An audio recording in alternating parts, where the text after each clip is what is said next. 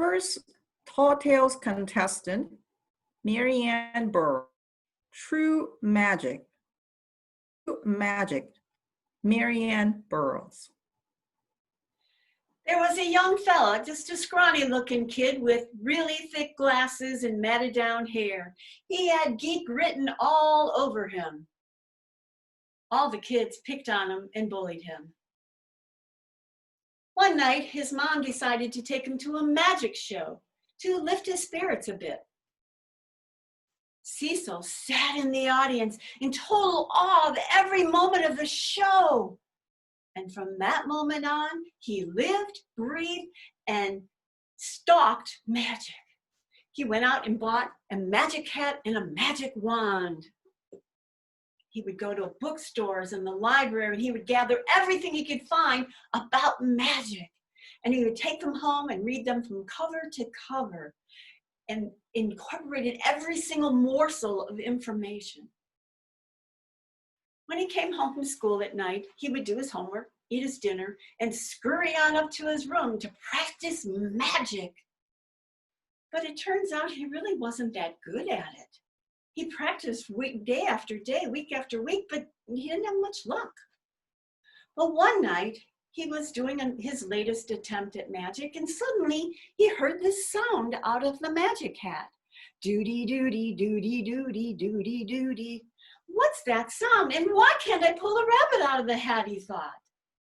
And he noticed that every time he practiced the next magic trick, it got louder and louder and louder. And one night, his mom was walking by his room and she said, "Cecil, what is that sound coming out of your room? Is that from the radio?" And he said, "Yeah, Mom, it's from the radio."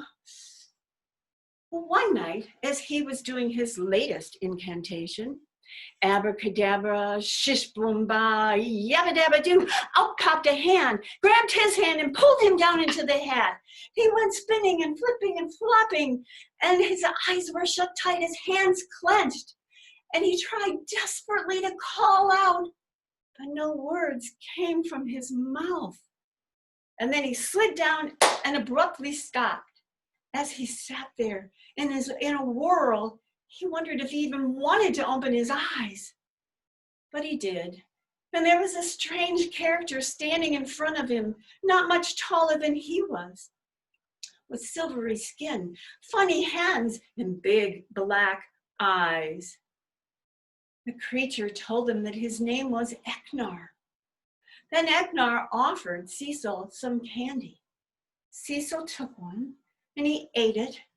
Oh my gosh, it was the most delicious thing he ever ate in his entire life. In fact, it was like from out of this world. He ate another one, and then he put the rest in his pocket.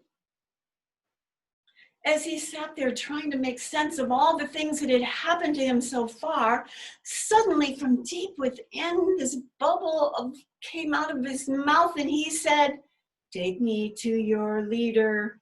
Why did I say that? What was I thinking?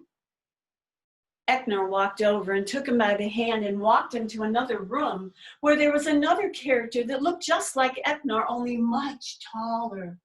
Cecil stood in front of him with his knees knocking and his hands sweating. The leader began to speak. "Cecil, how does he know my name?" "Cecil, we know that life has been very difficult for you, and we know that you love magic, Cecil. And we have brought you here today, Cecil, to teach you about true magic. Do you remember the movie E.T.? Do you remember how E.T. would have his chest light up sometimes? Well, Cecil, each and every one of us have that special place in our heart where we can find peace and solitude, Cecil, no matter what happens on the outside. So Cecil, one day you will go back and you will pull the rabbit from the hat. But Cecil, I don't ever want you to forget what true magic is."